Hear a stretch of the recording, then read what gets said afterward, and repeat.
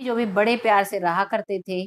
और जब नवरात्रे आते हैं तो नवरात्रे में दोनों पति पत्नियों में नॉनवेज के ऊपर ऐसी लड़ाई होती है कि पत्नी अपने पति को 2 साल के लिए छोड़कर चली जाती है और जब वो वापस आती है तो उसे वो बार-बार नॉनवेज बनाकर खिलाती है, लेकिन वो खाने की कंडीशन में नहीं होता है। ऐसा क्या हुआ था कि वो इस कंडीशन में आ जाता है कि वो कुछ भी खाने की कंडीशन में नहीं था, कुछ भी नहीं कर पाता है। इससे जानने के लिए आपको मेरे साथ वीडियो में अंत तक बना रहना होगा। नमस्कार, मैं महक चौधरी आज आपके सामने उत्तर प्रदेश के लखीमपुर की सच्ची घटना, इसे जानोगे तो आपको हैरानी होगी और आप समझ जाओगे कि एक इंसान इंसान से कितना प्यार कर सकता है। लड़की जिसका नाम होता है सगुन, लड़का जिसका नाम होता है सुरेश, दोनों की शादी होती है। शादी होने के बाद दोनों अपने परिवार में बहुत ही खुशहाल तरीके से रहते हैं और दोनों नॉनवेज खाया करते हैं। लड़की है जो पत्नी है वो भी खूब खाती है और लड़का है वो भी खूब खाता है। दोनों खाते हैं, बनाते हैं। लेकिन कुछ दिनों में ही वो जो शगुन है वो थक जाती है, वो अब नॉनवेज खाना अवॉइड करने लगती है।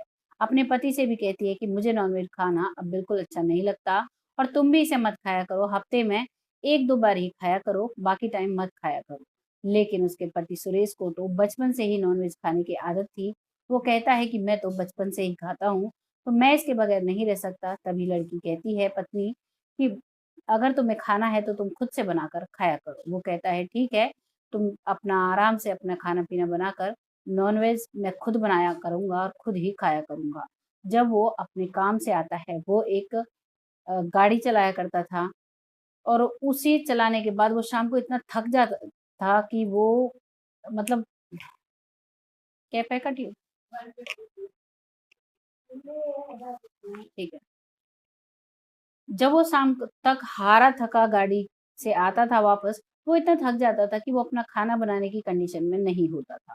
अब वो भी इस चीज़ से ऊब चुका था। वो सोचता था कि मैं तो सारा दिन कमाता हूँ, फिर आकर खाना-पीना भी खुद बनाता हूँ। मेरी पत्नी का क्या फ़ायदा है मुझे? वो मुझे खाना तक नहीं दे सकती। लेकिन वो मजबूर था। उसने फिर से अपनी पत्नी से कहा कि कम से कम तुम मेरा खाना तो बना दिया करो। तो उसकी पत्नी साफ मना कर देती है। कहती है आप नॉनवेज से अलग कुछ भी बनवाओ, मैं सब कुछ बनवाऊँगी, लेकिन नॉनवेज मैं नहीं बना सकती।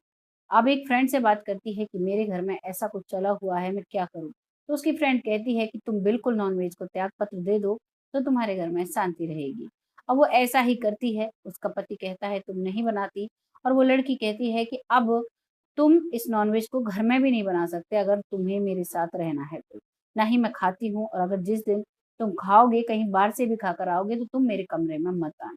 उसकी सख्त इंस्ट्रक्शन होती है अपने पति के लिए, वो मान जाता है। अब जो भी नॉनवेज वो लेकर आता, वो घर से बाहर घर के पीछे बनाया करता और वहीं पर खा लिया करता और उसके पास भी नहीं आता था। अब सिलसिला ऐसे ही चल जाता है। अब उनके घर में पूजा उन्होंने रखी थी, जो नवरात्रे आए सर्दियों वाले, उनमें वो अपने घर में अखंड जोत चलाती है और पूजा रखती है और अपने पति से कहती है कि कम से कम 9 दिन तो तुम बाहर भी नहीं खाकर आओगे, नॉन-वेज बिल्कुल भी हाथ नहीं लगाओगे। वो कहता है ठीक है, तुम्हारे लिए मैं 9 दिन बिल्कुल हाथ नहीं लगाऊँगा। वो सब कुछ ठीक-ठाक चल रहा था। अष्टमी हो जाती है, अष्टमी के दिन जो सुरेश है उसके एक दोस्त का फ़ोन आता है, वो कहता है कि यार पार्टी करते हैं तुम्हारे घर पर ही, मेरा बहुत ज़ोर से मन है। वो कहता है कि नहीं यार मैंने तो अभी छोड़ रखा है, नवरात्रे खत्म हो जाएँगे तब मैं नॉनवेज खाऊँगा।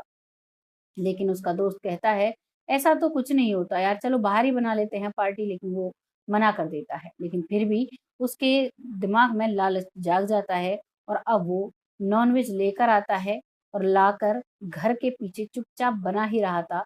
पत्नी को उसने किसी काम से बाहर भेज दिया था, इतने में ही उसकी पत्नी आ जाती है और उसकी महक से उसे पता लग जाता है। पीछे जाकर वो देखती है और चीखने चिल्लाने लगती है। उससे लड़ने लगती है कि मैं अब तुम्हारे साथ कभी भी नहीं रहूँगी। वो तुरंत अपने भाई को बुलाती है और कहती है मुझे अपने साथ ले चलो। लेकिन उसके भाई का और सुरेश की भी हाथापाई हो जाती है। सुरेश अपनी पत्नी को रोकना चाह रहा था कि गलती हो गई, आगे से ऐसा नहीं होगा, लेकिन उसकी पत्नी सगुन नहीं मानती है। फिर वहाँ पर पुलिस को बुला लिया जाता है क्योंकि झगड़ा काफ़ी बढ़ गया था। पुलिस भी आकर दोनों को समझाती है। दोनों उस समय चुप हो जाते हैं, पुलिस वापस चली जाती है, लेकिन वो लड़की अपने घर चली जाती है। अब उसका पति अकेला रह जाता है। करीबन 2 साल तक सगुन अपने मायके में रहती है और बहुत ही सही तरीके से अपना काम-काज करती है, लेकिन उसे उसके पति की बार-बार याद आती है, लेकिन उसकी वो उसी बात को याद कर लेती है कि वो मेरी एक भी बात नहीं सुन सकता, तो वो क्या फ़ायदा है साथ रहने का। लेकिन तभी उसे किसी से पता चलता है कि सुरेश की हालत बहुत खराब हो चुकी है। वो तो खाट पर पड़ा रहता है सारा दिन, उठने-चलने की हालत में भी नहीं है, ना ही कुछ खाता-पीता है। फिर इसी चीज़ का पता लगाने के लिए वो अपने भाई को भेजती है सुरेश को देखने के लिए। उसका भाई जैसे ही गाँव में आता है, तो गाँव के लोग ही कहने लगते हैं कि अब क्या लेने आए हो? अब तो सुरेश किसी भी कंडीशन में नहीं है, तुम क्यों आए हो? वो वहीं से वापस लौट जाता है और अपनी बहन को बताता है कि जो भी लोग कह रहे थे वो सही है, सुरेश की हालत बहुत खराब है।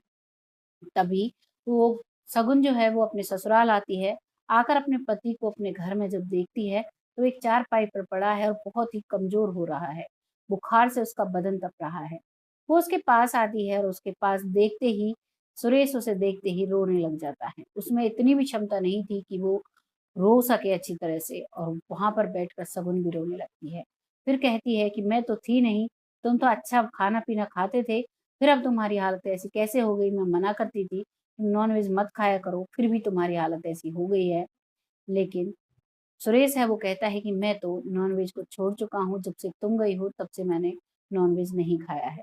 लेकिन उसको विश्वास नहीं होता है शगुन को, वो कहती है तुमने ऐसा क्यों किया? जब तुम मेरे सामने तो ऐसा नहीं कर पाते थे, अब तुमने ऐसा क्यों किया? तब भी वो कहता है कि मुझे तुम चाहिए थी। मैंने जिस दिन तुम गई थी उस दिन मैंने लास्ट समय खाया था, उसके बाद मैंने खाना-पीना छोड़ दिया था और शायद इसी वजह से मेरी ऐसी हालत हो गई है। तभी उसको लेकर वो हॉस्पिटल जाती है, एक ऑटो बुलाती है, ऑटो में बैठा के ले जाती है हॉस्पिटल। वहाँ पर उसके सारे टेस्ट कराए जाते हैं, तो उसको कोई भी बीमारी नहीं निकलती है। वो कहते हैं डॉक्टर्स कि आप खाया-पिया करो, बस कमज़ोरी है और कुछ नहीं है। अब उसे शगुन वापस घर लाती है और उसकी पसंद का नॉनवेज बनाती है और उसे खिलाती है। वो खाने से मना कर देता है, कहता है कि तुम मुझे फिर से छोड़कर चली जाओगी, मैं नॉनवेज नहीं खा सकता। तभी वो कहती है कि मैं तुम्हें छोड़ने के लिए नहीं आई हूँ, चलो हम दोनों साथ खाते हैं। और दोनों बैठकर नॉनवेज खाते हैं। धीरे-धीरे वो उसे ठीक करवाती है, उसे अच्छा खाना-पीना खिलाती है और फिर वो दोनों बड़े प्यार से अपने घर में रहते हैं। ये थी कहानी सुरेश और शगुन की। आपको कैसी लगी कमेंट सेक्शन में ज़रूर बताना। बहुत जल्द फिर आती हूँ ऐसी ही एक कहानी लेकर। तब तक के लिए जय हिंद, जय भारत।